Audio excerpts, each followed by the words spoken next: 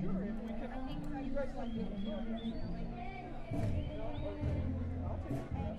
I'll give you my email address. Here, I'll write it down for you. Yeah, I think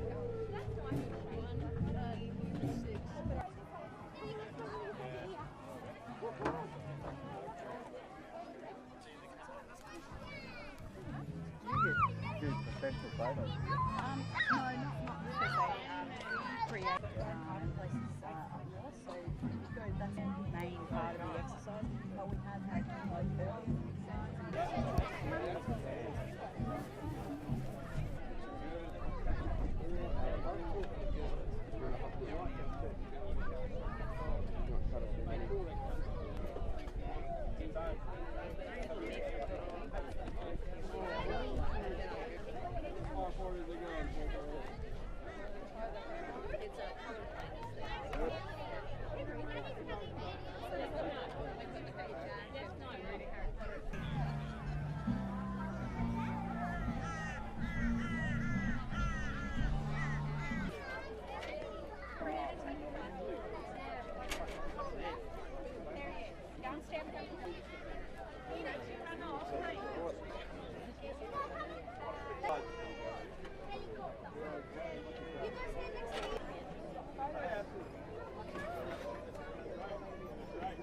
Got a generator in it.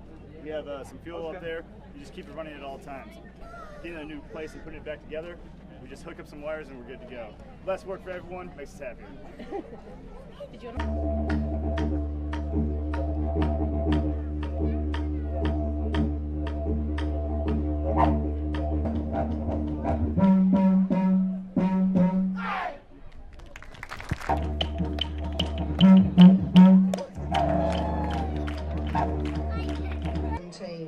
Welcome to one of the most vibrant regions in sports. Once again,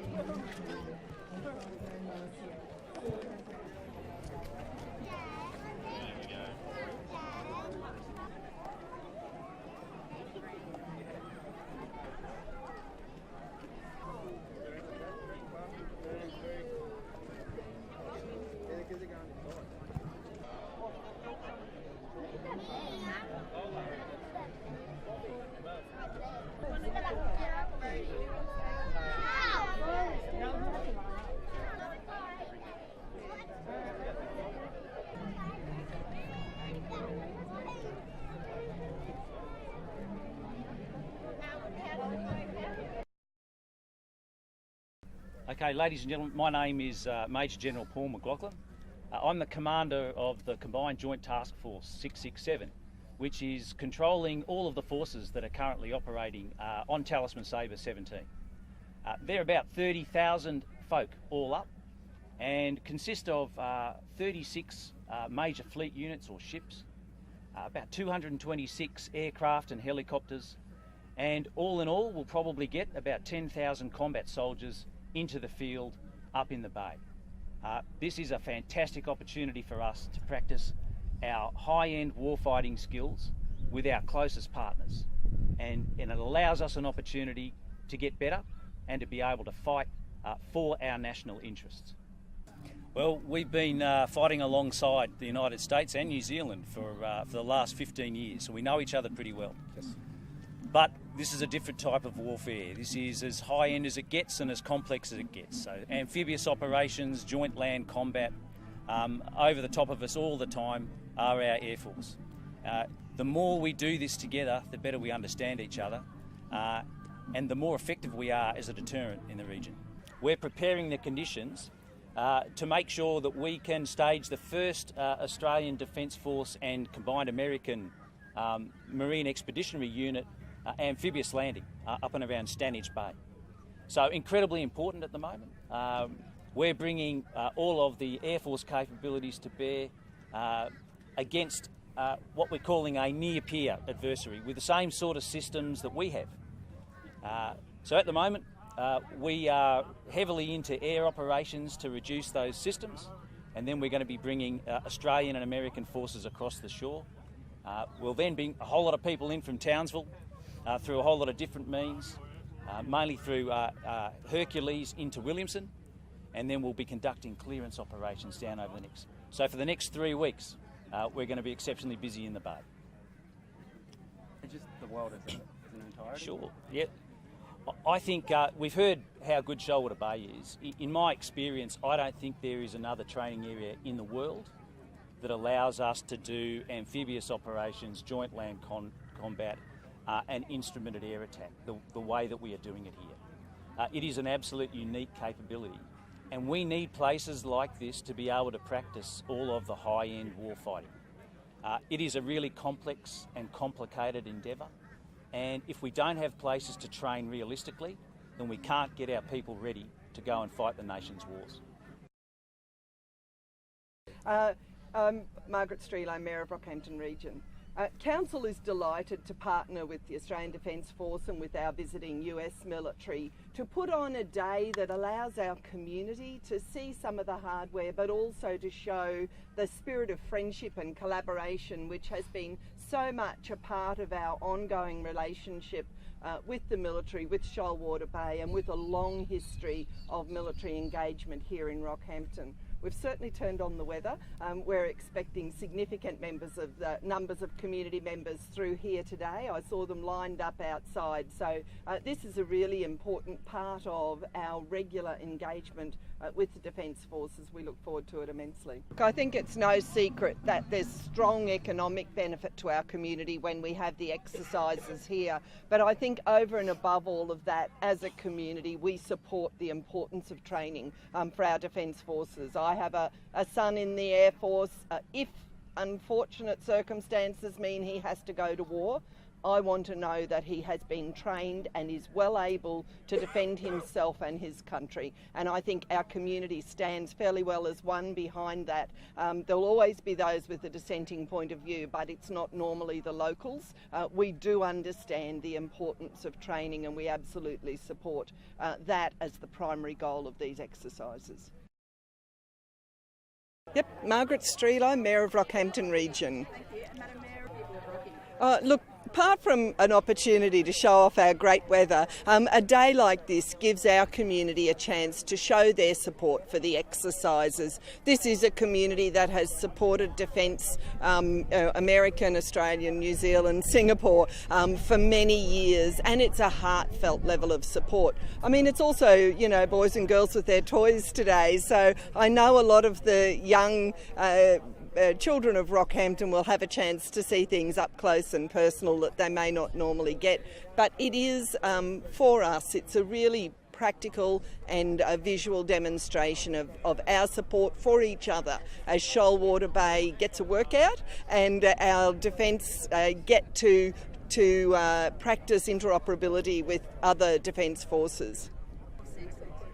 Look, we're a community of about 85,000 people. For us to be able to host 10,000 visitors at a time, or, you know, when some of the other exercises we have other international visitors as well, there certainly is a buzz in the air. There's good economic benefit for our community, but just to have, you know, all of these extra people around town, a chance to show off what's beautiful about Rockhampton and a chance just to welcome people into our community, it's very, very important to us. I'm from Hawaii, as you heard. I'm the U.S. Pacific Command representative as the executive agent for the U.S. Department of Defense for Talisman Saber 17, and we're delighted and very happy for the hospitality of Rockhampton. Thank you, Ms. Mayor, for that. And this is a great opportunity for us to enhance our partnership and friendship with the Australians, train on our interoperability to make sure we can work together for the security of our Asia-Pacific region. Thank you. As well.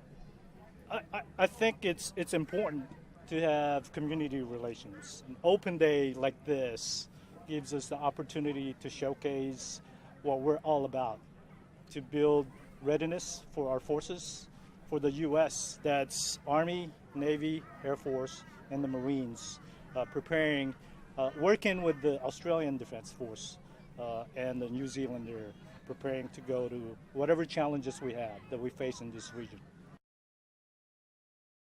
When the Army comes to town, and in this case we've got Army, Air Force and Navy, it's great for the community that they are interested in it.